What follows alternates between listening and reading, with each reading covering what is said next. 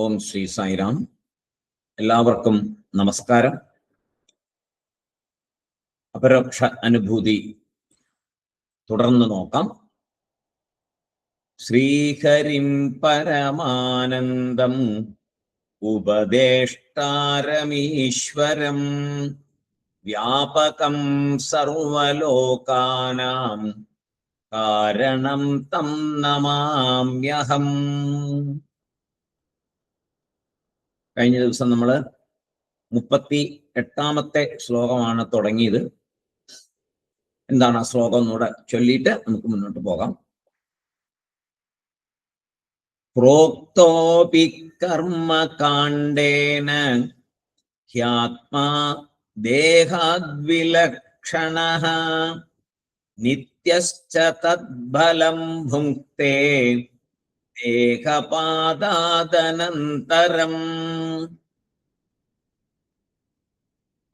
കഴിഞ്ഞ ദിവസം പറഞ്ഞത് ഈ ശ്ലോകത്തിന്റെ സാരാംശം ആത്മാ സ്ഥൂലദേഹമല്ല എന്നതിന് വേദത്തിന്റെ കർമ്മകാണ്ഡവും പ്രമാണം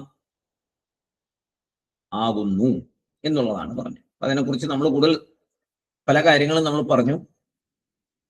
ആചാര്യസ്വാമികള് കർമ്മകാണ്ഡത്തെ ഉദ്ധരിച്ചുകൊണ്ട് പറയുകയാണ്, ആത്മാ സ്ഥൂല ശരീരത്തിൽ നിന്നും വേറിട്ടതാണ് എന്ന് പ്രമാണവും തരുന്നു. ഈ കർമ്മകാണ്ഡത്തെ ഫോളോ ചെയ്യുന്നവര് സ്വർഗപ്രാപ്തിയാണ് മോക്ഷം എന്ന് വിശ്വസിക്കുന്നു. പുണ്യം ചെയ്ത് ധർമ്മമനുഷ്ഠിച്ച് സ്വർഗം നേടണം, അതാണ് അവരുടെ ലക്ഷ്യം. അത് തന്നെയാണ് അവര് മോക്ഷം എന്നും ഉദ്ദേശിക്കുന്നത്. നിർഗുണ ബ്രഹ്മം എന്ന ഒന്നൊന്നും ഇല്ല എന്നാണ് അവർ പറയുന്നത്.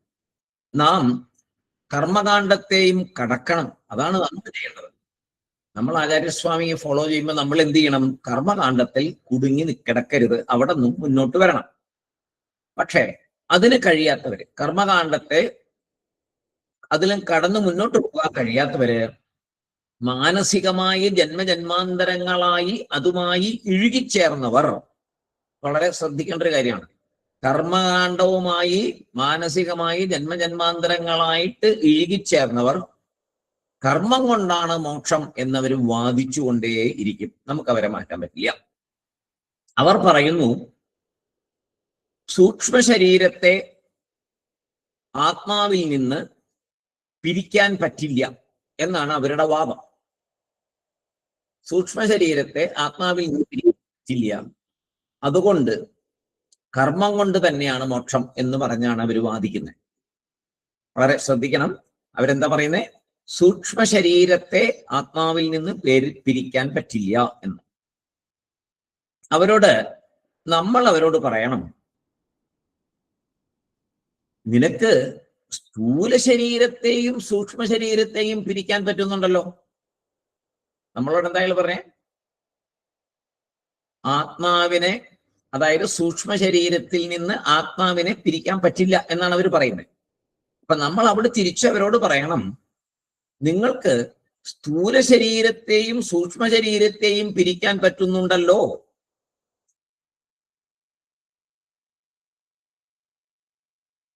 അപ്പോ അവർക്കത് സമ്മതിച്ചേ പറ്റുള്ളൂ. സ്ഥൂലത്തെയും സൂക്ഷ്മത്തെയും പിരിക്കാൻ പറ്റില്ല എന്ന് പറയുന്നവരോട് നമുക്ക് യോജിക്കാൻ പറ്റില്ലല്ലോ. കാര്യം അവർ കർമ്മകാണ്ഡത്തിൽ തന്നെ പിരിച്ചാണ് പറയുന്നത്. സ്ഥൂല ശരീരം ആത്മാ എന്ന് നിങ്ങൾ കർമ്മകാണ്ഡത്തിൽ വിശ്വസിക്കുന്നവര് സമ്മതിക്കുന്നുണ്ടോ? നല്ല ചോദ്യമാണ് ചോദിക്കുന്നത്. സ്ഥൂല ശരീരത്തിൽ നിന്ന് സൂക്ഷ്മ ശരീരത്തിൽ നിന്ന് ആത്മാവിനെ മാറ്റാൻ പറ്റില്ല എന്നവർ പറയുന്നു. അത് തന്നെ രണ്ടും ഒന്നാണെന്നൊക്കെ അവർ പറയുന്നു. അപ്പൊ പറയുന്നു, നിങ്ങൾ സ്ഥൂലത്തെയും സൂക്ഷ്മതയും തമ്മിൽ നിങ്ങൾ പിരിക്കുന്നുണ്ടല്ലോ. അപ്പോ സ്ഥൂല ശരീരം ആത്മാവാണ് എന്ന് നിങ്ങൾക്ക് പറയാൻ പറ്റുമോ? പറ്റില്ല. അതവർ സമ്മതിക്കുന്നില്ല. സ്ഥൂല ശരീരം ആത്മാ അല്ല എന്നവർ സമ്മതിക്കുന്നുണ്ട്. കർമ്മകാണ്ഡത്തില് ഈ വക തത്വങ്ങളൊന്നും നേരിട്ട് പറയില്ല. നേരിട്ട് ഇവങ്ങനെയൊന്നും സംസാരിക്കില്ല. ഏതുപോലെ? ജ്ഞാനകാണ്ഡത്തിൽ അല്ലെങ്കിൽ വേദാന്തത്തിൽ സംസാരിക്കുന്ന പോലെയുള്ള കാര്യങ്ങളല്ല അവിടെ സംസാരിക്കുക. അവിടെ കർമ്മം ചെയ്യുക, അതിന്റെ ഫലം കിട്ടുക, സുഖം അനുഭവിക്കുക, ഇങ്ങനെയുള്ള കാര്യങ്ങളാണ്. എത്ര പ്രാവശ്യം ഹോമം ചെയ്യണം, എന്തെല്ലാം ഹോമം ചെയ്യണം, എന്തൊക്കെ ഐറ്റം വേണം, എന്തെല്ലാം കൊണ്ട് ഹോമിക്കണം, ഇങ്ങനെ പല പല കാര്യങ്ങളാണ് അവിടെ സംസാരിക്കുക. അവിടെ ഇതൊന്നും സംസാരിക്കത്തില്ല. അവിടെ ഇതൊക്കെ ചെയ്താൽ നിങ്ങൾക്ക് സുഖം കിട്ടും, സുഖം കിട്ടും എന്ന് മാത്രമേ പറയൂ. അപ്പോ ഒരു ജീവൻ ഈ സ്ഥൂല ശരീരം ഉപയോഗിച്ച് പാപപുണ്യങ്ങൾ ചെയ്താൽ അയാൾക്ക് അതിന്റെ ഫലമനുസരിച്ച് അടുത്ത ജന്മത്തില് സുഖദുഃഖങ്ങൾ ഉണ്ടാകും എന്നവിടെ പറയുന്നുണ്ട്. ഒരു ജീവൻ പുണ്യം ചെയ്താൽ അയാൾക്ക് അടുത്ത ജന്മത്തിൽ സുഖം കിട്ടും. അതുകൊണ്ടാണല്ലോ കർമ്മമൊക്കെ ചെയ്യാൻ പറയുന്നത്, യജ്ഞങ്ങളൊക്കെ ചെയ്യാൻ പറയുന്നത്. അതേപോലെ പാപം ചെയ്താൽ ദുഃഖം ഉണ്ടാവും അടുത്ത ജന്മത്തില് എന്ന് പറയുന്നു. അപ്പോ അവരറിയാതെ തന്നെ ഒരു സത്യം അവരവിടെ സമ്മതിക്കുന്നുണ്ട്. അതായത് ഈ സ്ഥൂല ശരീരം പോയാലും അയാൾ മരിക്കുന്നില്ല എന്നവർ സമ്മതിക്കുന്നുണ്ട്. അതുകൊണ്ടാണല്ലോ അവർ പറയുന്നത് അടുത്ത ജന്മത്തിൽ ഈ പുണ്യത്തിന്റെ ഫലം നിങ്ങൾക്ക് കിട്ടും, അല്ലെങ്കിൽ അടുത്ത ജന്മത്തിൽ ഈ പാപത്തിന്റെ ഫലം അനുഭവിക്കേണ്ടി വരും. അപ്പൊ അടുത്തൊരു ജന്മത്തെ അവര് അംഗീകരിക്കുന്നുണ്ട്. ആര്? കർമ്മകാണ്ഡത്തിലുള്ളവര്. അപ്പൊ എങ്ങനെയാ അടുത്ത ജന്മത്തിലേക്ക്? നമ്മൾ ഈ ശരീരം കൊണ്ടാണോ പോകുന്നത്? അല്ല, ഈ ശരീരം നശിക്കുമെന്ന് അവർ സമ്മതിക്കുന്നുണ്ട്. ഈ ശരീരം നശിച്ചാലും ജീവന് അടുത്ത ഒരു ശരീരം കിട്ടും എന്നവർ പറയും. ഈ ശരീരം നശിച്ചാലും ജീവന് അടുത്ത ഒരു ശരീരം കിട്ടും. അവിടെ ഇരുന്നു കൊണ്ട് സുഖം അനുഭവിക്കാം, അവിടെ ഇരുന്നു കൊണ്ട് ചിലപ്പോ ദുഃഖവും അനുഭവിക്കേണ്ടി വരും. അതെന്തായാലും ഉണ്ട് എന്ന് അവർ സമ്മതിക്കുന്നുണ്ട് കർമ്മകാണ്ഡത്തിൽ കർമ്മം ചെയ്യുമ്പോൾ. അതായത് ശരിക്കും പറഞ്ഞാൽ അയാൾ മരിക്കുന്നില്ല, ഈ ശരീരം പോകുന്നു എന്നല്ലാതെ അയാൾ മരിക്കുന്നില്ല, ഇല്ലാണ്ടാകുന്നില്ല. ഈ ശരീരം മാറിയിട്ട് വേറെ ശരീരം കിട്ടുന്നു. അത് കർമ്മകാണ്ഡികൾ സമ്മതിക്കുന്നുണ്ട്. അയാളുടെ യാത്ര തുടർന്നുകൊണ്ടേ ഇരിക്കുന്നു എന്നവർ പറയുന്നു.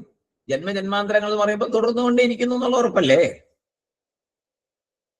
സൂക്ഷ്മ ശരീരത്തിന് സ്ഥൂല ശരീരം ഒരു ഇൻസ്ട്രുമെന്റ് ആയി ലഭിക്കുന്നു എന്നാണ് അവർ പറയുന്നത്. നമ്മളത് സമ്മതിക്കുന്നുണ്ട് കേട്ടോ, നമ്മളിതൊക്കെ സമ്മതിച്ചുകൊണ്ടിരിക്കുന്നുണ്ട്. പക്ഷെ നമുക്ക് ഇതിന്റെ അടുത്ത സ്റ്റെപ്പിലേക്ക് അവരെ കൊണ്ടുപോകണമല്ലോ, അതാണ് ആവശ്യം. അപ്പൊ സ്ഥൂല ശരീരത്തിന് സൂക്ഷ്മ ശരീരത്തിന് സ്ഥൂല ശരീരം ഒരു ഇൻസ്ട്രുമെന്റ് ആയി ലഭിക്കുന്നു. അങ്ങനെ മരണം ഒരു ജീവന്റെ അവസാനമല്ല, മരണം ഒരു ജീവന്റെ അവസാനമല്ല എന്ന് കർമ്മകാണ്ഡത്തിലുള്ളവർ സമ്മതിക്കുന്നുണ്ട്. കാരണം ജീവൻ സ്ഥൂല ശരീരത്തിൽ നിന്ന് ഭിന്നനാണ് എന്നവർ സമ്മതിക്കുന്നു. ജീവൻ ഈ സ്ഥൂല ശരീരത്തിൽ നിന്ന് ഭിന്നനാണ് എന്ന് അവർ സമ്മതിക്കുന്നുണ്ട്. പാപപുണ്യങ്ങള് ആ സൂക്ഷ്മ ശരീരത്തെ ചേർന്നാണ് സഞ്ചരിക്കുന്നത് എന്ന് അവർ പറയുന്നുണ്ട്. പാപപുണ്യങ്ങള് സൂക്ഷ്മ ശരീരത്തെ ചേർന്നതാണ്. പാപപുണ്യങ്ങളെ സ്വീകരിക്കുന്നവൻ അയാൾ അറിയാതെ തന്നെ ആത്മാ സ്ഥൂല ശരീരത്തിൽ നിന്ന് വേറിട്ടതാണ് എന്ന് സമ്മതിക്കുന്നുണ്ട്. പാപപുണ്യങ്ങളെ സ്വീകരിക്കുന്ന ഒരാള്, അതായത് കർമ്മകാണ്ഡത്തില് സഞ്ചരിച്ചു കൊണ്ടിരിക്കുന്ന ആള് പറയുന്നുണ്ട് ആത്മാ സ്ഥൂല ശരീരമല്ല എന്ന് അയാൾ സമ്മതിക്കുന്നുണ്ട്. അയാൾ സൂക്ഷ്മമാണെന്ന് പറയുന്നു, അതവിടെ നിൽക്കട്ടെ.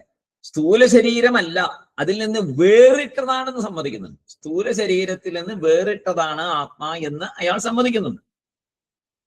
അപ്പോ സൂക്ഷ്മ ശരീരത്തിൽ നിന്നും ഭിന്നമാണ് ആത്മാ എന്നറിയാൻ ഇപ്പൊ എവിടെ അയാൾ അറിഞ്ഞിരിക്കുന്നത്? ആത്മാ സ്ഥൂല ശരീരമല്ല എന്ന് അയാൾ അറിഞ്ഞിട്ടുണ്ട്. ഇനി അയാൾക്ക് അറിയേണ്ടത് എന്താണ്? ശരിക്കും നമ്മളെപ്പോലെ മുന്നോട്ട് പോകുമ്പോൾ എന്താണ് അറിയേണ്ടത്? സൂക്ഷ്മ ശരീരത്തിൽ നിന്നും ഭിന്നമാണ് ആത്മാ എന്നറിയാൻ അയാള് ഒരു സ്റ്റെപ്പ് കൂടി പോണം മുന്നോട്ട്. കർമ്മകാണ്ഡത്തിൽ നിന്ന് കിട്ടത്തില്ല, ഒരിക്കലും കിട്ടത്തില്ല. കർമ്മകാണ്ഡത്തിൽ ഇരുന്ന് മരിച്ചു പോയാൽ, ഈ അറിവ് കിട്ടാതെ പോയാൽ പിന്നെ എങ്ങനെ കിടക്കുന്ന? അടുത്ത ജന്മത്തിൽ ഇതേമാതിരി കർമ്മകാണ്ഡത്തിൽ കുടുങ്ങും. ഇങ്ങനെ ജന്മജന്മാന്തരങ്ങളായിട്ട് കർമ്മകാണ്ഡത്തിൽ കുടുങ്ങി കിടക്കുകയാണ്. അപ്പോ ഇപ്പോ കിട്ടിയ അവസരം കർമ്മകാണ്ഡത്തിൽ നിന്ന് ചാടിക്കോണം മുന്നോട്ട്, ഒരു സ്റ്റെപ്പ് കൂടി പോണം. അതെന്താ ആ സ്റ്റെപ്പ്? ഇപ്പൊ നമ്മൾ ചെയ്തുകൊണ്ടിരിക്കുന്നത് തന്നെ വേദാന്ത പഠനം. വേദാന്ത പഠനം കൂടിയേ തീരൂ ജീവിതത്തിന്റെ അന്തിമ ലക്ഷ്യത്തിലേക്ക് എത്താൻ. ഞാൻ ആത്മാ എന്ന് തിരിച്ചറിയണമെങ്കിൽ വേദാന്തത്തിൽ കൂടി അല്ലാതെ സാധിക്കില്ല. അടിവരയിട്ട് പറഞ്ഞിട്ടുണ്ട്. നമ്മുടെ ഭാഗ്യം, നമുക്ക് വേദാന്തത്തിൽ ഒരു ടേസ്റ്റ് വന്നത് നമ്മുടെ പരമഭാഗ്യം. എത്രയോ ജന്മങ്ങളില് നമ്മൾ ചെയ്ത ആ ഈശ്വരാരാധനയുടെ ഗുണം. പുണ്യം എന്ന് പറയണ്ട അവിടെ. പുണ്യം എന്ന സുഖമാണല്ലോ. പുണ്യമല്ല, അത് ശരിക്കും പറഞ്ഞാൽ ഈശ്വരാനുഗ്രഹം, ഭഗവാന്റെ അനുഗ്രഹം എത്രയോ ജന്മങ്ങളായി ലഭിച്ചത് കൊണ്ട് തിരിച്ച് ആ എവിടുന്നാണോ വന്നേ ആ സ്ഥാനത്തേക്ക്, ആ ധാമത്തിലേക്ക് തിരിച്ചെത്താനുള്ള ഒരു അനുഗ്രഹം ഈശ്വരനിൽ നിന്ന് തന്നെ വന്നിരിക്കുന്നു. അതാണ് ഇപ്പൊ നമുക്ക് ഈ വേദാന്തം പഠിക്കാൻ തോന്നിയത്, ഉപനിഷത്തുകൾ പഠിക്കാൻ തോന്നുന്നത്, ഇപ്പോ ശങ്കരാചാര്യരുടെ പ്രകരണ ഗ്രന്ഥങ്ങളൊക്കെ പഠിക്കാൻ തോന്നുന്നത്. അപ്പൊ ഏതായാലും നമ്മൾ അടുത്ത സ്റ്റെപ്പിലേക്ക് കടന്നിട്ടുണ്ട്. ഇവിടെ ആചാര്യസ്വാമി പറയുന്നു, കർമ്മകാണ്ഡവും കൂടി ആത്മാ സ്ഥൂല ശരീരമല്ല എന്ന് കാണിച്ചു തരുന്നു. അതാണ് ഇവിടെ ശങ്കരാചാര്യർ, ഇവിടെ ആചാര്യസ്വാമികൾ ഇവിടെ നമ്മളെ മനസ്സിലാക്കി തരാൻ ഉദ്ദേശിച്ച കാര്യം ഒന്നേ ഉള്ളൂ. കർമ്മകാണ്ഡം കൂടി അതൊരു പ്രമാണമായിട്ട് തന്നെ പറയുന്നു. എന്ത്? സ്ഥൂല ശരീരം ആത്മാ അല്ല. ആ കാര്യം ഉറപ്പിക്കുന്നുണ്ട്. അപ്പൊ നമ്മൾ അത് ഉറക്കണം. നമ്മൾ കൂടുതൽ പഠിച്ചിട്ടുണ്ടെങ്കിലും നമ്മൾക്ക് ഉറപ്പിക്കണം ഈ സ്ഥൂല ശരീരമല്ല. അതിനെ കർമ്മകാണ്ഡത്തെയും കൂടെ ആചാര്യസ്വാമികൾ ഇവിടെ കൊണ്ടുവന്നു എന്ന് മാത്രമേ ഉള്ളൂ. മുഴുവൻ വേദവും എന്താണത്? കർമ്മകാണ്ഡം പ്ലസ് ജ്ഞാനകാണ്ഡം. നാം അനുഭവിക്കുന്ന ഈ സ്ഥൂല ശരീരം ആത്മാ അല്ല എന്ന് കാണിച്ചു തരും. അല്ലേ? നമുക്ക് നേരെ ജ്ഞാനകാണ്ഡത്തിൽ നമ്മൾ മനസ്സിലാക്കിയിട്ടുണ്ട്, ഉപനിഷത്തിൽ കൂടെയൊക്കെ മനസ്സിലാക്കിയിട്ടുണ്ട്. അപ്പോ നീ സംശയം വേണ്ട, കർമ്മകാണ്ഡം എങ്ങനെയാണ് പറയുന്നത്? സംശയം വേണ്ട. കർമ്മകാണ്ഡം പറയുന്നുണ്ട് ഈ ശരീരം ആത്മാ അല്ല എന്ന് അടിവരയിട്ട് പറയുന്നുണ്ട്. അടുത്ത സ്റ്റെപ്പ് അവര് മനസ്സിലാക്കി വെച്ചിരിക്കുന്ന വേറെയാണത്, നമുക്ക് വേണ്ട. അപ്പോ അപ് ടു സം എക്സ്റ്റെന്റ് കർമ്മകാണ്ഡവും പ്രമാണം തന്നെ എന്നാണ് അദ്ദേഹം പറഞ്ഞു വന്നത്. പ്രാപ്തതഃ അപി കർമ്മകാണ്ഡേന, കർമ്മകാണ്ഡത്തിനാൽ പോലും ലഭിക്കുന്നു. എന്ത്? ഈ സ്ഥൂല ശരീരം ആത്മാ അല്ല. ആത്മാ ദേഹാത് വിലക്ഷണ. അതാണ് ഇവിടെ പറഞ്ഞത്. ആത്മാ ദേവാത് വിലക്ഷണ എന്ന് പറഞ്ഞു. പ്രോക്തോപി കർമ്മകാണ്ഡേന ഹ്യാത്മാ ദേഹാത് വിലക്ഷണ എന്നവിടെ ഭംഗിയായിട്ട് പറഞ്ഞു തന്നു. സ്ഥൂലദേഹത്തിൽ നിന്ന് വേറെയായിരിക്കുന്നു, പാപപുണ്യഫലം അനുഭവിക്കപ്പെടുന്നു എന്നതിനാൽ ഞാൻ സ്ഥൂല ശരീരം അല്ല. പാപപുണ്യങ്ങൾ അനുഭവപ്പെടുന്നു എന്നുള്ളതിനാൽ ഒറിജിനൽ ഞാൻ സ്ഥൂല ശരീരം അല്ല. പിന്നെന്താ പറയണേ? നിത്യശ്ച. കർമ്മകാണ്ഡം ഒരു കാര്യം കൂടെ പറഞ്ഞു, ജീവൻ നിത്യനാണ് എന്ന് പറഞ്ഞു. ശരീരം മാറിക്കൊണ്ടേയിരിക്കും, പക്ഷെ സംഭവം നിത്യനാണ്. ആത്മാ നിത്യനാണ്. ആത്മാ എന്നവിടെ പറഞ്ഞില്ലെങ്കിലും നിത്യനാണ്, ജീവൻ നിത്യനാണ് എന്നവര് പറഞ്ഞു. ആത്മാ എന്നവര് പറഞ്ഞില്ല, ജീവൻ നിത്യനാണ് എന്നവര് പറയുന്നു. എങ്ങനെ? അതെങ്ങനെ നിത്യനാണെന്ന് അവര് പറഞ്ഞത്? തദ്ഫലം ഭുങ്ക്തേ ദേഹപാദാദനന്തരം. തദ്ഫലം ഭുങ്ക്തേ ദേഹപാദാദനന്തരം. ദേഹം വീണ ശേഷവും ആ പാപപുണ്യഫലത്തെ അനുഭവിക്കുന്നതിനാൽ ഈ ദേഹം കൊണ്ട് ചെയ്തതിന് വേറെ ദേഹം കൊണ്ട് അനുഭവിക്കുന്നില്ല. പാപപുണ്യം ചെയ്യുന്ന ഈ ദേഹം കൊണ്ട്, അനുഭവിക്കുന്നത് വേറെ ദേഹം കൊണ്ട്. അങ്ങനെ ഈ ദേഹം കൊണ്ട് ചെയ്ത കാര്യങ്ങളുടെ ഫലം വേറൊരു ദേഹം കൊണ്ട് അനുഭവിക്കുന്നു. അങ്ങനെ പാപപുണ്യത്തെ അനുഭവിക്കുന്നു ജീവൻ എന്ന് കർമ്മകാണ്ഡം സമ്മതിക്കുന്നുണ്ടല്ലോ. വേറെ എന്തെല്ലാം കാര്യങ്ങൾ നമ്മൾ ചെയ്യുന്നുണ്ട് കർമ്മകാണ്ഡത്തിൽ, ഇനി വരും. അപ്പോ കർമ്മകാണ്ഡം സമ്മതിക്കുന്നു. അതായത് ജീവന്റെ തുടർച്ചയെ പറയുന്നുണ്ട് കർമ്മകാണ്ഡം. ജീവന്റെ തുടർച്ചയെ.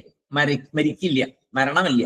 ശരീരമാണ് മരിക്കുന്നത്, ജീവൻ മരിക്കുന്നില്ല. ജീവൻ വേറെ ശരീരത്തെ തേടി പോകുന്നുണ്ട്. ഈ ദേഹം ഒരു ഇൻസ്ട്രുമെന്റ് മാത്രം എന്ന് കർമ്മകാണ്ഡം സമ്മതിക്കുന്നുണ്ട്. മരണം എന്നാൽ ഇൻസ്ട്രുമെന്റിന്റെ മാറ്റൽ മാത്രം എന്ന് കർമ്മകാണ്ഡം സമ്മതിക്കുന്നു. അങ്ങനെ കർമ്മകാണ്ഡവും സ്ഥൂല ശരീരം ഞാനല്ല എന്ന് സമ്മതിക്കുന്നു. കർമ്മകാണ്ഡവും എന്താ സമ്മതിക്കണേ? ഞാനല്ല സ്ഥൂല ശരീരം. സ്ഥൂല ശരീരം ഞാൻ അല്ല. അടുത്ത 39ാമത്തെ ശ്ലോകത്തിലേക്ക് പ്രവേശിക്കാം. ലിംഗം ചാനേക സംയുക്തം സംയുക്തം ചലം ദൃശ്യം വികാരി ച അവ്യാപക സമദ്രൂപം തത്കഥം സ്യാത് പുമാനയം ലിംഗം ചാനേക സംയുക്തം ചലം ദൃശ്യം വികാരി ച അവ്യാപകമസദ്രൂപം തത്കഥം സ്യാത് പുമാനയം. അപ്പോ കർമ്മകാണ്ഡം എടുത്ത് എന്താ പറഞ്ഞ ആചാര്യസ്വാമികള്? ആത്മാ ദേഹ വിലക്ഷണ എന്ന് പറയും. കർമ്മകാണ്ഡത്തിൽ മാത്രം നിന്നാൽ സ്ഥൂലദേഹത്തിൽ നിന്ന് മാത്രമാണ് ആത്മാ വിലക്ഷണ എന്ന് മനസ്സിലാക്കി നിൽക്കും അവിടെ തന്നെ. കർമ്മകാണ്ഡത്തിൽ നിന്ന് മുന്നോട്ട് പോയില്ലെങ്കിൽ എന്തുണ്ടാക്കും? സ്ഥൂല ശരീരമല്ല ആത്മാ എന്ന് മാത്രമേ മനസ്സിലാവുള്ളൂ. ഒറിജിനൽ എവിടെയാണ് ആത്മാ എന്നുള്ളതിനെ പിടികിട്ടത്തില്ല കർമ്മകാണ്ഡത്തില്. സൂക്ഷ്മ ശരീരത്തിൽ നിന്നും ആത്മാ വിലക്ഷണ എന്ന് കർമ്മകാണ്ഡത്തിൽ നിന്ന് നമുക്ക് ലഭിക്കില്ല. ഓർത്തോണം, വളരെ പ്രധാനപ്പെട്ട ഭാഗം. സൂക്ഷ്മ ശരീരത്തിൽ നിന്ന് ആത്മാ വിലക്ഷണ എന്നത് കർമ്മകാണ്ഡത്തിൽ നിന്ന് ലഭിക്കുകയില്ല. അപ്പൊ കർമ്മകാണ്ഡത്തിൽ നമ്മൾ നിന്നാൽ നമ്മൾ അന്തിമ ലക്ഷ്യത്തിലേക്ക് ചെല്ലുമോ? ചെല്ലില്ല. പിന്നെ എന്തിനാ കർമ്മകാണ്ഡം? കർമ്മകാണ്ഡം മന ഏകാഗ്രത, മനഃശുദ്ധി മുതലായ കാര്യങ്ങൾ ഉണ്ടായി സാധനയുടെ ഭാഗമായിട്ട് മാത്രമേ കർമ്മകാണ്ഡത്തെ എടുക്കാവൂ. കർമ്മകാണ്ഡത്തിൽ കൂടെ വരാതെ പറ്റത്തില്ല. അങ്ങനെ വരണം. വന്നു കഴിയുമ്പോൾ മാത്രമേ ഇതിലേക്ക് കടക്കാൻ പറ്റുള്ളൂ, വേദാന്തത്തിലേക്ക്. ആദ്യമേ വേദാന്തത്തിലേക്ക് പോകാൻ പറ്റുമോ? പറ്റില്ല.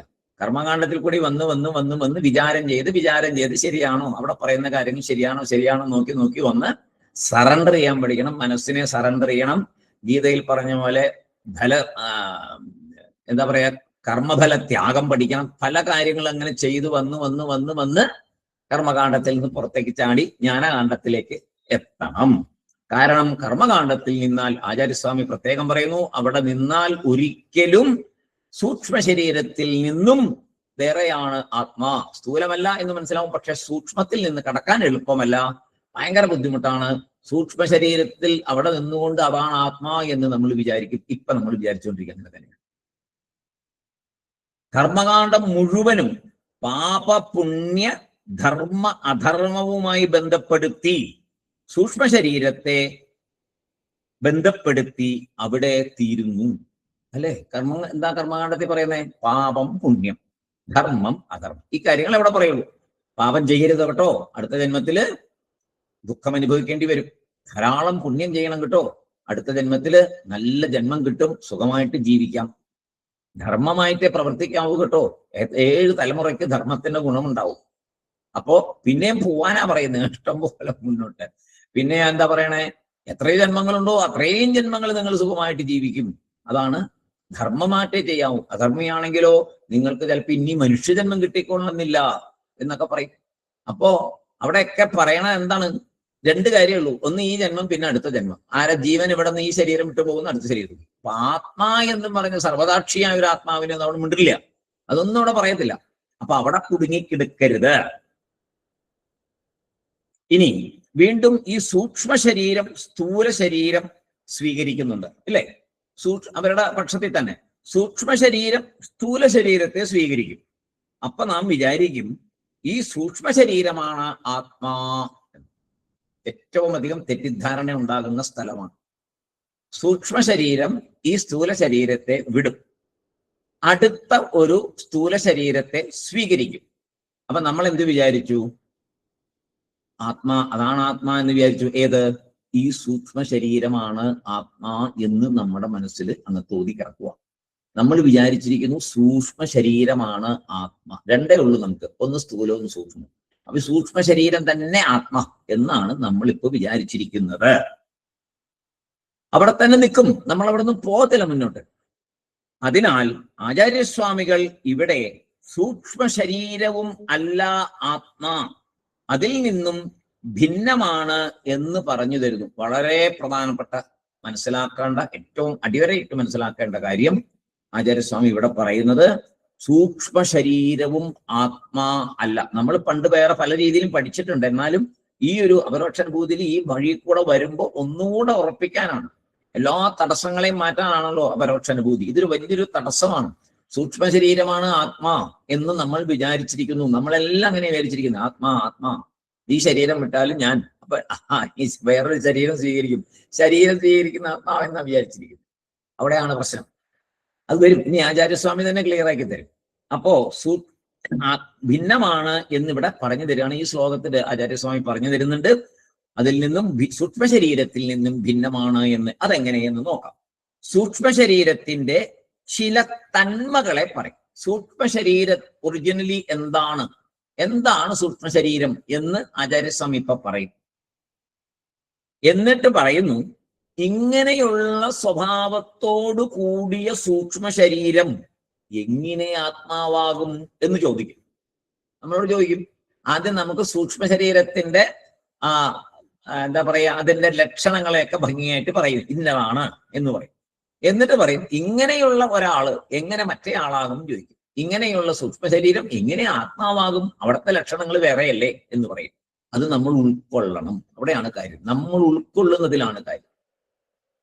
സൂക്ഷ്മ ശരീരത്തിന്റെ നേച്ചറിനെ പറഞ്ഞു തരും. എന്താണ് സൂക്ഷ്മ ശരീരത്തിന്റെ നേച്ചർ? ലിംഗം. അത് സൂക്ഷ്മ ശരീരത്തിന്റെ മറ്റൊരു പേരാണ് ലിംഗം എന്നുള്ളത്. നമ്മൾ കേൾക്കാത്ത ഒരു സംഭവം. നമ്മുടെ ലിംഗം എന്ന് പറയുമ്പോൾ ശിവലിംഗം ഇങ്ങനെയുള്ളതൊക്കെ നമുക്ക് ഓർമ്മ വരുള്ളൂ. അതല്ല, സൂക്ഷ്മ ശരീരത്തിന്റെ വേറൊരു പേരും കൂടിയാണ് വേദാന്തത്തിൽ വരുമ്പോൾ ലിംഗം എന്നുള്ളത്. സൂക്ഷ്മ ശരീരത്തിന്റെ വേറെ ഒരു പേരും കൂടി ആണ്. ച എന്ന വാക്കിന് രണ്ടർത്ഥം ഇവിടെ പറയുന്നുണ്ട്.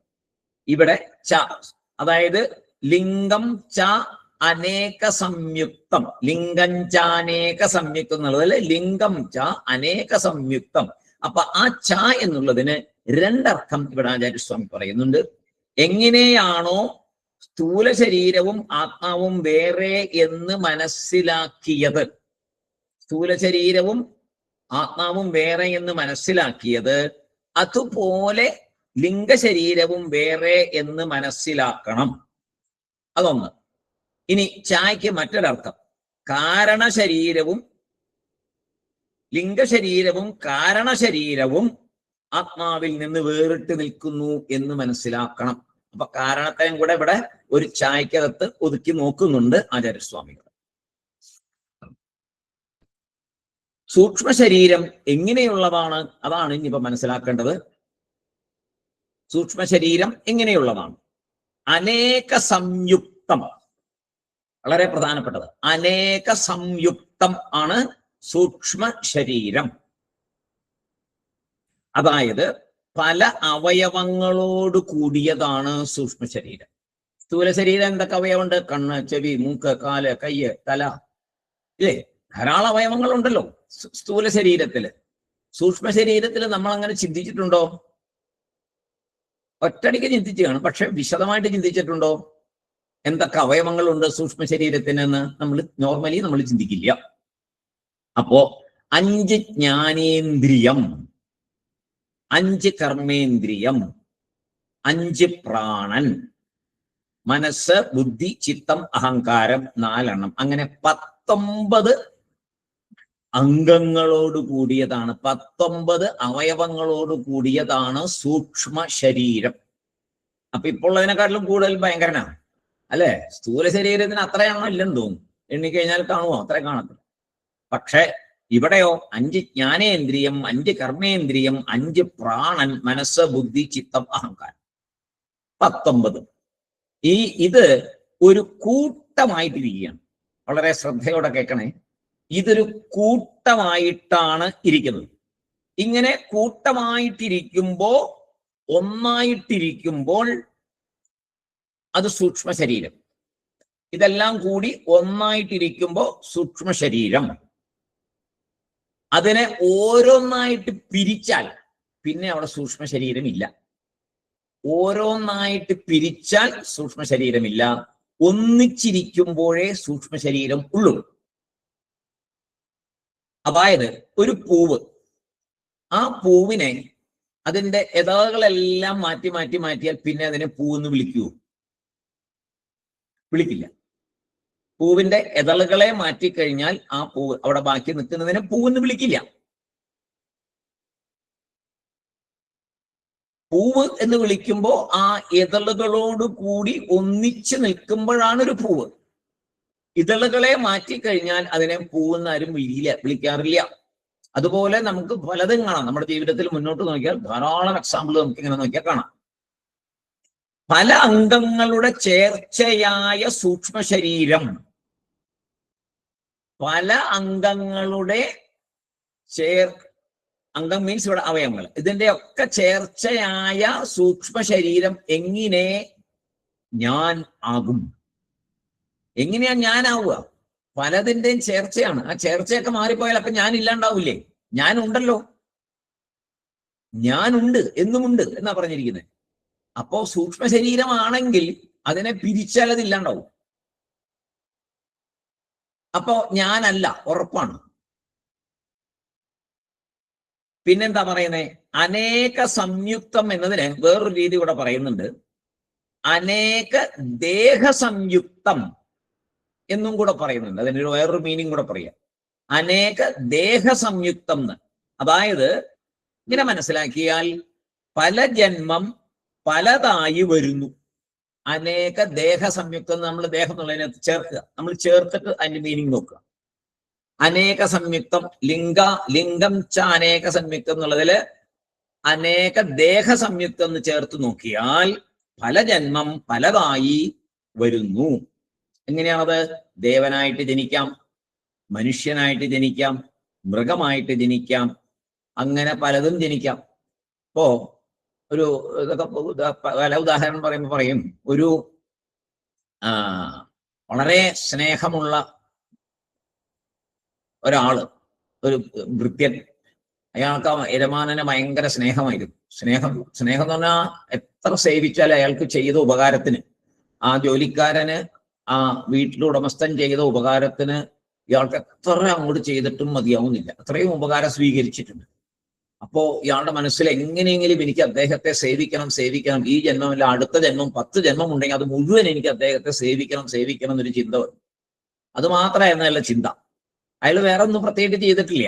വേറെ വല്ല കർമ്മങ്ങൾ ചെയ്യുക, പുണ്യകർമ്മങ്ങൾ ചെയ്യുക ഒന്നും ചെയ്യുന്നില്ല. അയാൾ മനസ്സിൽ ഈ ചിന്ത മാത്രമേ ഉള്ളൂ. ഇദ്ദേഹത്തിന്റെ കയ്യിൽ നിന്ന് ഒരുപാട് സ്വീകരിക്കും, ഉപകാരങ്ങൾ സ്വീകരിക്കും, അദ്ദേഹത്തെ സേവിക്കണം. അങ്ങനെ മരിച്ചുപോയിട്ട് പിന്നീട് അയാൾ ഒരു നായയായിട്ടാണ് ജനിക്കുന്നത്. ആ യജമാനന്റെ വീട്ടിലെ നായയാണ്. എന്ത് ചെയ്താൽ അവിടുന്ന് പോകത്തില്ല. നമ്മളങ്ങനെ കണ്ടിട്ടുണ്ട്, പല സ്ഥലങ്ങളും കാണാം. ഇതൊക്കെ കർമ്മവുമായിട്ട് ബന്ധം ഒരുപാടുണ്ട്.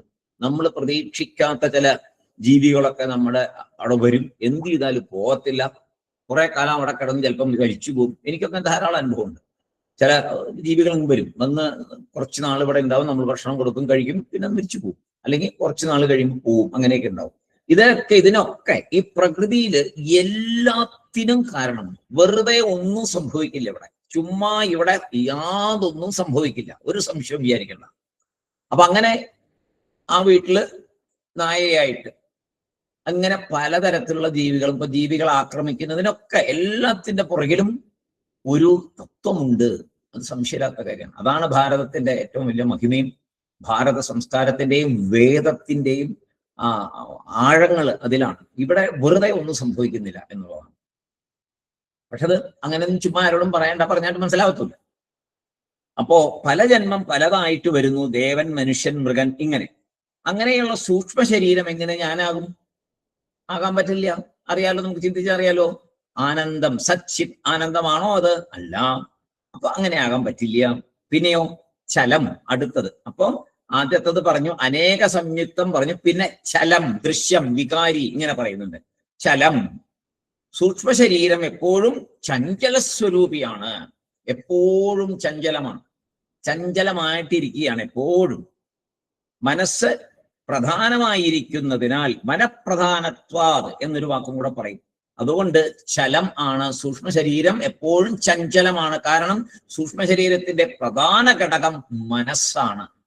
മനസ്സാണ് ജ്ഞാനേന്ദ്രിയത്തെ പ്രവർത്തിപ്പിക്കുക, മനസ്സാണ് കർമ്മേന്ദ്രിയത്തെ പ്രവർത്തിക്കുക, മനസ്സാണ് ബുദ്ധിയെ പ്രവർത്തിപ്പിക്കുന്നത്. ഇതെല്ലാം മനസ്സിന്റെ ഇൻസ്ട്രക്ഷനിലാണ് ഇവരൊക്കെ ചെയ്യുന്നത്. അപ്പൊ മനഃപ്രധാനത്വ, മനസ്സിന്റെ പ്രാധാന്യത്തെ എടുത്തുകൊണ്ട് പറയുകയാണെങ്കിൽ സൂക്ഷ്മ ശരീരം ചഞ്ചലമാണ്.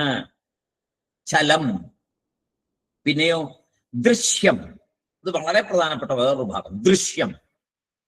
ഈ സൂക്ഷ്മ ശരീരത്തെ നാം അറിയുന്നില്ലെങ്കിൽ ഒരു പ്രശ്നവുമില്ല. സൂക്ഷ്മ ശരീരത്തെ നമ്മൾ അറിയുന്നില്ലെങ്കിൽ ഒരു പ്രശ്നമില്ല. മനസ്സിലുള്ളത് അറിയുമ്പോഴാണ് പ്രശ്നം, അല്ലേ? നമ്മുടെ മനസ്സിൽ എന്തെല്ലാമോ ഉണ്ട്, ഇത് അറിയുമ്പോഴല്ലേ പ്രശ്നം. അറിഞ്ഞില്ലെങ്കിലോ? അറിഞ്ഞില്ലെങ്കിൽ ഒരു കുഴപ്പമില്ല. എൻ്റെ മനസ്സിലുള്ളത് വേറൊരാൾ അറിയാതിരിക്കുന്നതുകൊണ്ടാണ് കുഴപ്പമില്ലാതിരിക്കുന്നത്. എൻ്റെ മനസ്സിൽ എൻ്റെ മുമ്പിൽ വന്ന് നിൽക്കുന്ന ആളെക്കുറിച്ച് എൻ്റെ മനസ്സിൽ എന്തെല്ലാം ഉണ്ടോ അത് മുഴുവൻ ആ വന്ന് നിൽക്കുന്ന ആൾക്ക് അറിയാമെന്നുണ്ടെങ്കിൽ പ്രശ്നങ്ങൾ അപ്പം തുടങ്ങും. വീട്ടിൽ കഴിയാൻ പറ്റില്ല, ഇല്ലേ? 5-6 മെമ്പേഴ്സ് ഉള്ള ഒരു വീട്ടില് ഓരോരുത്തരെ കുറിച്ചും എൻ്റെ മനസ്സിൽ എന്താണോ ഉള്ളതെന്ന് അവരൊക്കെ അറിയാമെന്നുണ്ടെങ്കിൽ അവർക്ക് അറിയുന്നത് ഏതായിരിക്കും? ശരിക്കും വാസ്തവമുള്ളതായിരിക്കില്ല അറിയുന്നത്, നമ്മൾ പ്രകടിപ്പിക്കുന്നത്. ഒറിജിനലി അങ്ങനെ ആയിരിക്കണം എന്നില്ലല്ലോ. നമ്മുടെ സ്വന്തം കാര്യം നോക്കി അറിയാലോ. നമ്മൾ പലരുടെ മുമ്പിലും ചെല്ലുമ്പോ എത്രയോ ഇഷ്ടമില്ലാത്ത വ്യക്തികളുടെ മുമ്പിൽ ചെന്ന് നിൽക്കുന്നുണ്ട്, സംസാരിക്കുന്നുണ്ട്. ഉള്ളില് ശരിക്കും ഇഷ്ടമില്ല എന്നുള്ളത് മനസ്സിൽ കിടപ്പുണ്ട്. ഇത് അയാൾ ഒരു കാരണവശാലും അറിയാൻ പോകുന്നില്ല, അയാൾ അറിയുന്നില്ല. അപ്പൊ ചിലപ്പോ പറയും മുഖം മനസ്സിന്റെ കണ്ണാടി എന്നത് ശരിയാ, ചിലപ്പോ അത് പ്രശ്നം ഉണ്ടാവും. എത്രയൊക്കെ ആണെങ്കിലും മുഖത്തിൽ ചിലപ്പോ ഈ ഭാവവാദികൾ വരും. അപ്പോ എവിടുന്നാ വരുന്നേ? മനസ്സിൽ നിന്നാണ് വരുന്നത്. അപ്പൊ മനസ്സ് സാധാരണ നിലയ്ക്ക് ഒരാൾക്ക് മറ്റൊരാളുടെ മനസ്സിനെ അറിയാൻ പറ്റില്ല. അപ്പൊ എന്തെല്ലാം വേണമെങ്കിൽ അവിടെ സൂക്ഷിച്ചു വെക്കാം, ഒരു കുഴപ്പമില്ല. എത്ര വേണമെങ്കിൽ അവിടെ സൂക്ഷിക്കാം, ഒരു കള്ളനും കൊണ്ടുപോകത്തില്ല. മനസ്സിൽ സൂക്ഷിക്കുന്ന ഏതെങ്കിലും കള്ളൻ എടുക്കാൻ പറ്റും? എന്ത് വേണമെങ്കിൽ സൂക്ഷിക്കാം മനസ്സിൽ. അപ്പൊ അങ്ങനെ മറ്റുള്ളവരെ അറിയുമ്പോഴാണ് മനസ്സിന് പ്രശ്നം. അല്ലെങ്കിൽ മനസ്സൊരു ഭാരമല്ല. ആരും നമ്മുടെ മനസ്സിലുള്ളതൊന്നും അറിയാത്തത് കൊണ്ട് മനസ്സൊരു ഭാരമല്ല.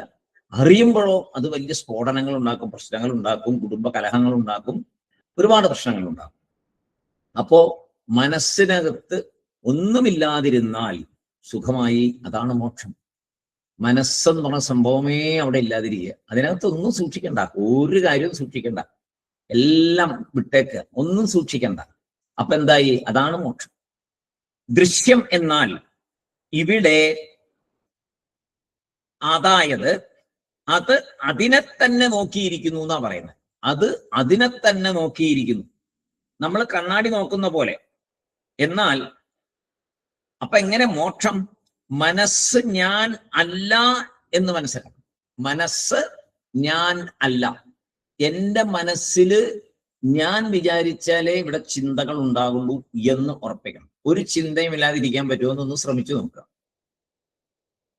ഒന്നും ചിന്തിക്കാതിരിക്കാൻ പറ്റുമോ? ചിന്തകൾ വരുമ്പോ എന്ന് പറയണം, ഞാൻ അക്സെപ്റ്റ് ചെയ്യത്തില്ല, ഞാനൊന്നും സ്വീകരിക്കില്ല, ഇങ്ങോട്ട് വരണ്ട. ഇങ്ങനെ മൈൻഡ് ചെയ്യാതിരിക്കുക. വരുന്ന ചിന്തകളെ, നേരത്തെ പറഞ്ഞിട്ടുണ്ട്, മനസ്സിൽ വരുന്ന ചിന്തകളെ മൈൻഡ് ചെയ്യാതിരിക്കലാണ് അതിൽ നിന്ന് രക്ഷപ്പെടാനുള്ള വഴി. മൈൻഡ് ചെയ്യുക. ചിന്തകൾ ഇങ്ങനെ വന്നുകൊണ്ടിരിക്കുക, അലതല്ലി വന്നുകൊണ്ടേയിരിക്കും. കാരണം കർമ്മത്തിന്റെ ഫലങ്ങൾ വന്നുകൊണ്ടിരിക്കും. അത് നല്ലതുമാകാം ചീത്തയുമാകും. കർമ്മം ചെയ്തതുകൊണ്ട് അതിൻ്റെ എല്ലാം വന്നുകൊണ്ടിരിക്കും. അപ്പോ ആ വരുമ്പോ ആ ചിന്തയെ മൈൻഡ് ചെയ്യാതിരിക്കുക. ഞാൻ അങ്ങനെ ചെയ്തിട്ടുണ്ടാകാം, പക്ഷെ പണ്ട് കർമ്മം ചെയ്തതായിരിക്കാം. ഇപ്പോ ഞാൻ ഒരു ഫലവും ആഗ്രഹിക്കുന്നില്ല, ഞാൻ കർത്തൃത്വം ഏറ്റെടുക്കാൻ തയ്യാറല്ല എന്ന് പറഞ്ഞ് മനസ്സിനെ പഠിപ്പിക്കണം. അപ്പോ നമ്മൾ തന്നെ പഠിപ്പിക്കേണ്ട മനസ്സിനെ. കാരണം മനസ്സിൽ ദുഃഖം വരുന്നതാണ് നമ്മൾ വിചാരിച്ചിട്ടല്ലേ. നമ്മൾ ദുഃഖം വരണ്ടെന്ന് വിചാരിച്ച ദുഃഖം വരുമോ? വരില്ല. നമ്മൾ സന്തോഷിക്കുമ്പോൾ നമ്മൾ വേണമെന്ന് വിചാരിച്ചിട്ടല്ലേ സന്തോഷിക്കുന്നത്. എല്ലാം നമ്മുടെ കയ്യിലാണ് കൺട്രോള്. പക്ഷെ നമ്മൾ ആ കൺട്രോളിനെ നമ്മൾ വിചാരിച്ചിരിക്കുക. നമ്മൾ കൺട്രോൾ ചെയ്യുന്ന ആളാണ് നമ്മൾ, കൺട്രോൾ ചെയ്യപ്പെടുന്നതാണ് നമ്മൾ എന്ന് നമ്മൾ തെറ്റിദ്ധരിച്ചിരിക്കുന്നു. അതാണ് നമ്മുടെ പ്രശ്നം. അപ്പൊ മനസ്സ് ഞാൻ അല്ല എന്ന് മനസ്സിലാക്കുമ്പോൾ ഇവിടെ എന്താ ഉണ്ടാവണേ? ഒരു സംഘമുണ്ട് മനസ്സിനുമായിട്ട്. അതാണ് പ്രശ്നം. മോക്ഷം മനസ്സ് ഞാനല്ല എന്ന് മനസ്സിലാക്കുമ്പോഴാണ്. ഇവിടെ സംഘമാണ് പ്രോബ്ലം. എന്റെ മനസ്സ് എന്നല്ലേ നമ്മൾ പറയുന്നേ? ആചാര്യസ്വാമി ഭംഗിയായിട്ട് പറഞ്ഞിരുന്നത് എന്റെ മനസ്സ് എന്നാണ് നമ്മൾ എപ്പോഴും പറയുന്നത്. ആ എന്റെ മനസ്സിനോട് ഞാൻ അതിയായ സംഘം വെച്ചിരിക്കുന്നു. നമ്മൾ ആദ്യം എന്ത് പറഞ്ഞു? പുറത്തുള്ള സംഘം, അച്ഛൻ, അമ്മ, ചേട്ടൻ, ബ്രദേഴ്സ്, മറ്റുള്ളവരെ, ആൾക്കാര്, എല്ലാത്തിലെയും സംഘം. ഒരുപാട് മമത പാടില്ല, എന്റേതെന്ന് വിചാരിക്കാൻ പാടില്ല, പറ്റിയിരിക്കരുത്, ഇങ്ങനെയൊക്കെ പറഞ്ഞിട്ടുണ്ട്. എന്നിട്ട് നമ്മളിപ്പോ അതൊക്കെ പോട്ടെ, നമ്മൾ സമ്മതിച്ചു, അതിൽ നിന്നൊക്കെ ശരിയായി, ഞാൻ എല്ലാത്തിൽ നിന്നും പിൻവാങ്ങി, ഓക്കെ, ഇപ്പൊ എനിക്ക് അങ്ങനെ യാതൊരു ഒരു അറ്റാച്ച്മെന്റ്, ഒരു ഒന്നിനോടുമില്ല അറ്റാച്ച്മെന്റ്, ആരോടുമില്ല, പക്ഷെ വലിയൊരു അറ്റാച്ച്മെന്റ് കിടപ്പുണ്ട്. ഏതാണ്? മനസ്സിനോടുള്ള അറ്റാച്ച്മെന്റ്. എന്റെ മനസ്സ് അറ്റാച്ച്മെന്റ് ആണല്ലോ. എന്റേന്ന് യൂസ് ചെയ്താൽ അറ്റാച്ച്മെന്റ് ആയി. എന്റെ മനസ്സ് പല സമയത്തും പല മനസ്സാ, അല്ലേ? ഒരേ മനസ്സാണ് എല്ലായ്പ്പോഴും അല്ല. ചില ആൾക്കാർ പറയില്ലേ, ഓ നിങ്ങൾ ആകെ മാറിപ്പോയിട്ടോ, പണ്ട് നിങ്ങൾ എങ്ങനെയൊന്നും അല്ലായിരുന്നു, ഇല്ലേ? ചിലപ്പോ പറയുമല്ലോ, അന്ന് നല്ല ആളായിരുന്നു, ഇന്ന് മോശം ആളാണ്. നമ്മൾ കേട്ടിട്ടുണ്ട് ധാരാളം. അത് ഫിസിക്കൽ ബോഡിയെ മാത്രം ഉപയോഗിച്ചല്ലല്ലോ പറയുന്നത്. ഫിസിക്കലായിട്ടുള്ള കാര്യത്തിനെ കുറിച്ചല്ല പറയുന്നത്. നിങ്ങൾ ആളാകെ മാറിപ്പോയി എന്ന് പറയുമ്പോൾ അപ്പിയറൻസ് മാറി എന്നുള്ളതല്ല പറയുന്നത്, നിങ്ങളുടെ ബിഹേവിയർ മാറി. അപ്പൊ മനസ്സാണ് അതിനെ, അവിടെ ആ മാറ്റം വന്നിരിക്കുന്നത് എവിടെയാണ്? മനസ്സിലാണ്. അപ്പോ അങ്ങനെ മാറ്റം വരുന്നൊരു സാധനം ആത്മാവാണോ? അല്ല. ആത്മാവിന് മാറ്റമുണ്ടോ? ഇല്ല. മനസ്സിന് മാറ്റമുണ്ടോ? ഉണ്ട്. എപ്പോഴും മാറിക്കൊണ്ടിരിക്കുന്നു. അപ്പൊ മനസ്സാത്മാവാണോ? അല്ല. മനസ്സാതാണ് സൂക്ഷ്മ ശരീരം. അപ്പൊ ആത്മാവ് സൂക്ഷ്മ ശരീരമാണോ? അല്ല. ഇങ്ങനെയാണ് വിചാരം ചെയ്യേണ്ടത്. അപ്പൊ മനസ്സെപ്പോ ചിലപ്പോ നല്ലത്, ചിലപ്പോ ചീത്ത. ആത്മാവ് അങ്ങനെയാണോ? അല്ല. എന്നും, നേരത്തെ പറഞ്ഞു, എന്നും പരിശുദ്ധമായത്. നേരത്തെ ആത്മലക്ഷണം ഇഷ്ടംപോലെ പഠിച്ചു നമ്മൾ. അതിനാണ് ആ ലക്ഷണങ്ങളൊക്കെ ഓർത്തിരിക്കണം എന്ന് പറയുന്നത്. ആത്മാവിന്റെ ലക്ഷണങ്ങളെ മുഴുവൻ ഓർത്തിട്ട് ഇവിടെ സൂക്ഷ്മ ശരീരത്തിന്റെ ലക്ഷണങ്ങളെ വെച്ച് രണ്ടുമായിട്ട് കമ്പയർ ചെയ്യുമ്പോൾ മനസ്സിലാവും സൂക്ഷ്മ ശരീരമല്ല ആത്മാ എന്ന്. സ്ഥൂല ശരീരം നമ്മൾ കടന്നു പോകുന്നു, കുഴപ്പമില്ല. ഈ സൂക്ഷ്മ ശരീരത്തെ കടക്കണ്ട, ഏറ്റവും വലിയ കടമ്പ അതാ. അപ്പോ ചിലപ്പോൾ നല്ലതാണ് മനസ്സ്, ചിലപ്പോൾ ചീത്തയാണ്. പക്ഷേ ആത്മാവ് ഒരിക്കലും അങ്ങനെയല്ല. എപ്പോഴും 100% ക്ലിയർ ആണ്, ശുദ്ധമാണ്, പരിശുദ്ധമാണ്, പൂർണ്ണമാണ്. അപ്പോ ആ മനസ്സ് ഞാനല്ല, അതായത് ആത്മാ അല്ല. ഞാൻ ആത്മാവാണ്, ഞാൻ സൂക്ഷ്മ ശരീരമല്ല. ഇങ്ങനെ മനസ്സിനോടൊരു ഉദാസീനത്വം വരണം എന്നാ പറയാ. ഉദാസീനത്വം. മനസ്സിനൊരു ബലം കൊടുക്കണ്ട. മനസ്സിൽ എന്തെങ്കിലും വന്നു പൊക്കോട്ടെ, അതിന്റെ ബലം പിടിക്കണ്ട. അതുമായിട്ട് നീ എന്നെ കൺട്രോൾ ചെയ്യാൻ പറ്റുമെന്ന് മനസ്സേ എന്ന് നീ നോക്കണ്ട. മനസ്സേന്ന് അങ്ങോട്ട് പറയണം. ഞാൻ പറയുന്നത് നീ കേട്ടാൽ മതി, നീ പറയുന്നത് ഞാൻ കേൾക്കില്ല എന്ന് പറയാൻ സാധിക്കണം. ഇവിടെ ദൃശ്യം വളരെ പ്രധാനമാണ്. കാരണം നമ്മുടെ മനസ്സ് നമുക്ക് മാത്രമാണ് ദൃശ്യം, അല്ലേ? നമ്മുടെ മനസ്സ്, എൻ്റെ മനസ്സ് നിങ്ങൾക്ക് കാണാൻ പറ്റില്ല. ചിലപ്പോൾ തിരിച്ചും പറയാറുണ്ട് നമ്മൾ, ശരിക്കും ഞാൻ ആരാണെന്ന് നിങ്ങൾക്ക് അറിയാത്തതുകൊണ്ടാണ്, എൻ്റെ മനസ്സ് നിങ്ങൾക്ക് അറിയാത്തത് കൊണ്ടാണ് നിങ്ങൾ എന്നെ തെറ്റിദ്ധരിച്ചേ എന്നും പറയാറുണ്ട്. അങ്ങനെയുണ്ട്. അത് നല്ല രസമാണത് ആലോചിച്ച് കഴിഞ്ഞാൽ. രണ്ടും ഉൾട്ടാ പുൽട്ടാ വരും.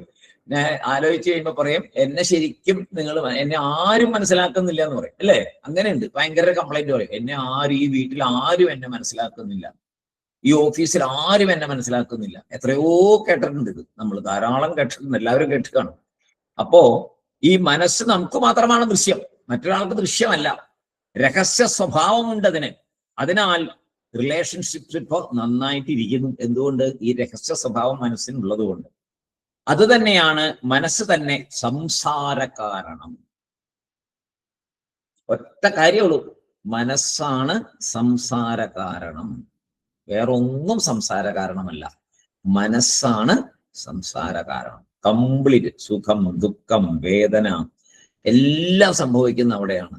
ദേഷ്യം, വെറുപ്പ്, സ്നേഹം, എല്ലാം എല്ലാം എല്ലാം എല്ലാം.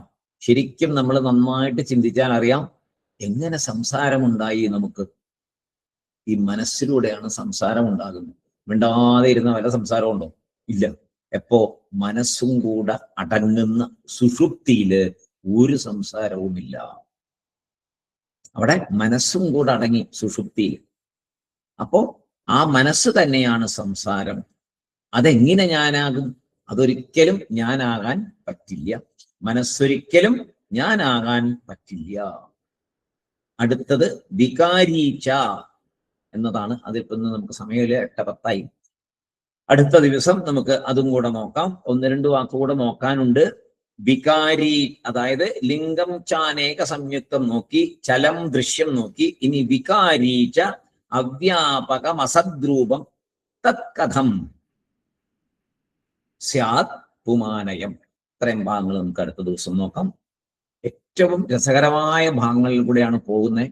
ഇത് മനനം ചെയ്ത് വീണ്ടും കേട്ട് ഉറച്ചില്ലെങ്കിൽ നമുക്ക് ഇതിന് പ്രയോജനം ഉണ്ടാവത്തില്ല. നന്നായിട്ട് ഇത് ഉറയ്ക്കണം ഉള്ളിൽ. അപ്പൊ സ്ഥൂല ശരീരമല്ല എന്നുള്ളതൊക്കെ ഏതാണ്ടൊക്കെ ഒരുവിധം നമുക്ക് ഉറച്ചിട്ടുണ്ട്.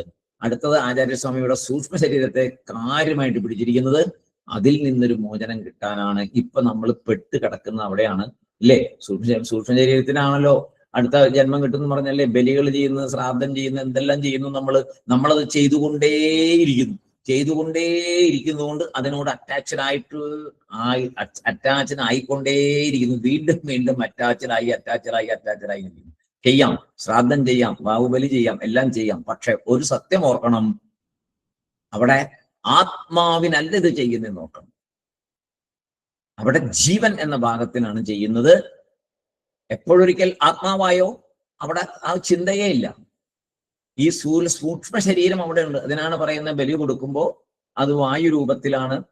ഇതിന്റെ സൂക്ഷ്മാംശമാണ്, ബലിയിടുന്നതിന്റെ സൂക്ഷ്മാംശമാണ് അവരിലേക്ക് ചെല്ലുന്നത്, പിതൃക്കളിലേക്ക് ചെന്നിരുന്നത്. ആരാണ് പിതൃക്കൾ? ആത്മാവല്ലല്ലോ പിതൃക്കൾ എന്ന് പറയുന്നത്. പിതൃക്കൾ എന്ന് പറയുമ്പോൾ ഇവിടെ എന്തായി? സൂക്ഷ്മ ശരീരമായി. അതാണ് പിതൃക്കൾ, സൂക്ഷ്മ ശരീരം. ദേവന്മാരോ? നമ്മൾ ദേവന്മാർക്ക് ഇവിടെ നൈവേദ്യിക്കുന്നില്ലേ?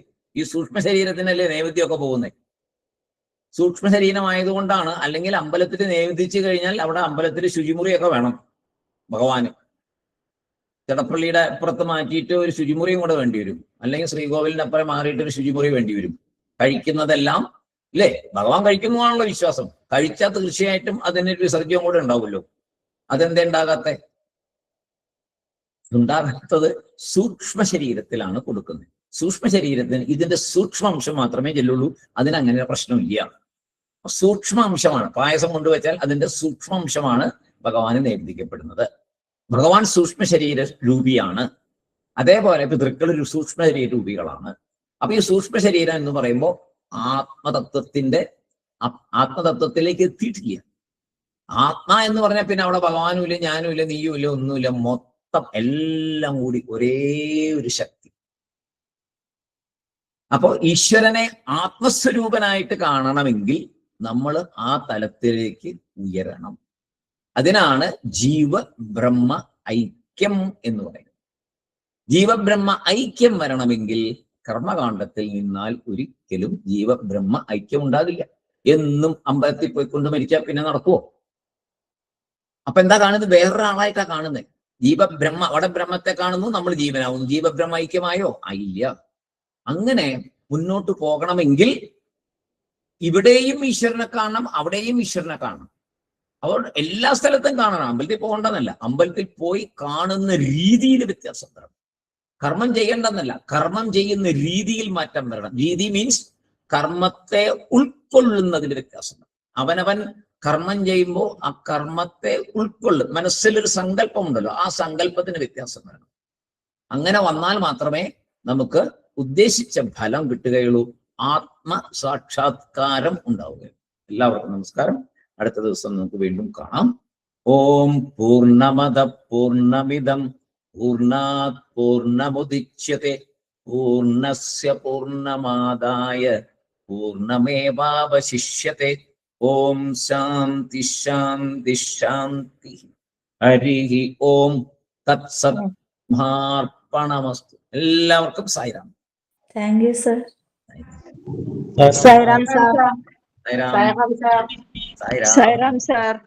സായിരാം സായിരാം സർ. സായിരാം.